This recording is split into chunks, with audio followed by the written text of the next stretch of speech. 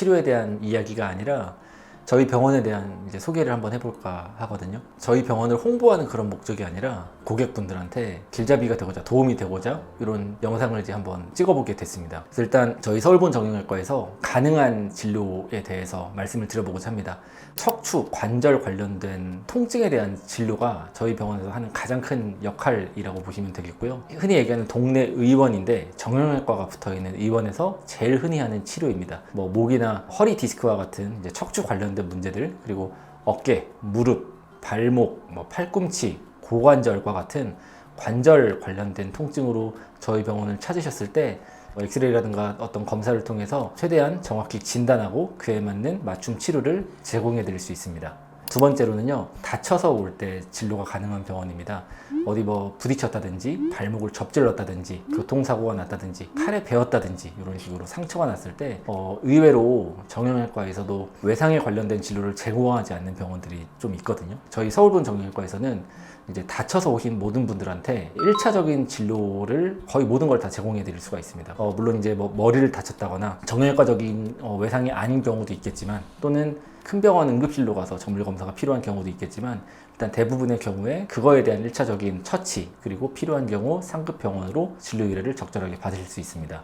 어딘가에 베이거나 찢어져서, 다시 말하면 열상으로 병원에 방문했을 때 봉합 처치가 가능합니다. 이런 이제 봉합 처치를 제공하는 병원이 생각보다 그렇게 많지 않은데요. 저희는 웬만한 경우에 이제 열상에 대한 봉합을 해드릴 수가 있고요.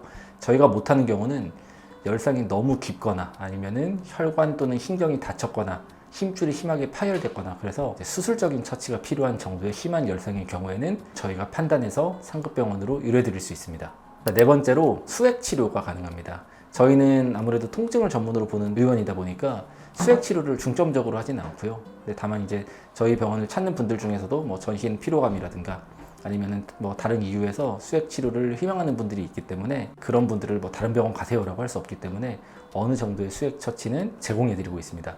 다만 이 수액 처치의 목적이 정형외과 의사가 잘 볼 수 없는, 예를 들면 피 검사를 해서 전해질을 확인하고 그에 알맞은 수액을 줘야 된다든지, 전신질환이 있는 분들한테 굉장히 예민하게 민감하게 반응할 수 있는 그런 수액을 준다든지 할 때는 뭐 내과라든가 아니면 상급 병원으로 가서 진료를 보시는 게 더 낫다고 생각을 합니다.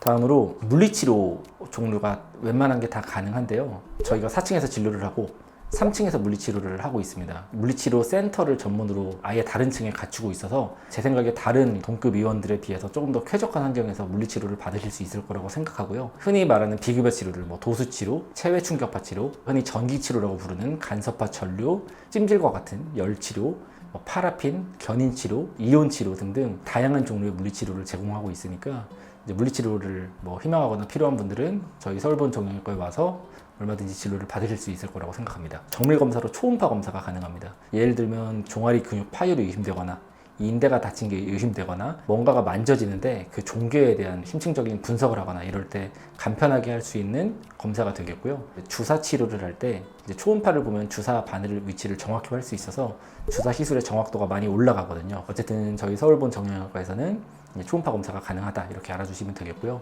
혈액 검사가 가능합니다. 이제 어떤 관절 통증으로 왔는데 거기 발적이 심해서 좀 균이 들어간 것 같을 때, 우리가 흔히 염증 수치라고 하는 항목들을 좀 확인해야 되는데 그런 걸 확인해야 될 때, 그리고 통풍이라는 게 있는데 그럴 때 몸속의 유산 수치 확인이 필요할 때가 있고요. 그리고 류마티스 관절염 관련해서 류마티스 인자라고 하는 혈액 검사 수치들이 있습니다. 그런 걸 확인하고자 할 때, 그리고 그 밖에도 다양한 상황에서 혈액 검사를 통해서 추가적인 진단을 좀 할 수가 있고요.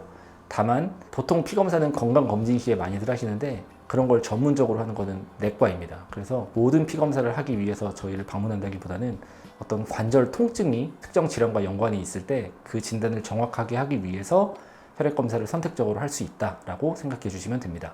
성장판 검사라고 부르는 이제 검사를 할 수 있습니다. 빅데이터를 이용한 프로그램을 이용해서 지금 성장판의 뼈 나이가 몇 살이고 그래서 앞으로 언제까지 클 수 있는지를 계산해주는 프로그램이 되고요. 요즘 제가 알기로는 이제 챗 GPT와 같은 AI 기반 프로그램들이 나오면서 거기에 물어봐서 이렇게 성장판 검사를 대체하는 경우도 좀 있다고 들었는데, 어쨌든 병원 나름대로 어느 정도의 비용을 들여서 정확하게 할 수 있는 성장판 검사가 가능하다, 이렇게 말씀드릴 수 있습니다. 지금까지 이제 서울본 정형외과 병원에서 가능한 어떤 진료의 내용들에 대해서 말씀을 드렸고요. 이제 다 말씀드리지 못한 부분들도 분명히 있겠지만 병원에 내원하는 환자 또는 고객분들이 잘 모르는 경우가 있는, 이제 제가 진료 보면서 나름 느끼는 점들에 대해서 좀 소개해 드렸으니까 병원에 내원할 때 이 점을 좀 참고하고 내원해 주시면 감사하겠습니다. 네, 지금까지 서울본 정형외과의 임승빈 원장이었습니다. 시청해 주셔서 감사합니다.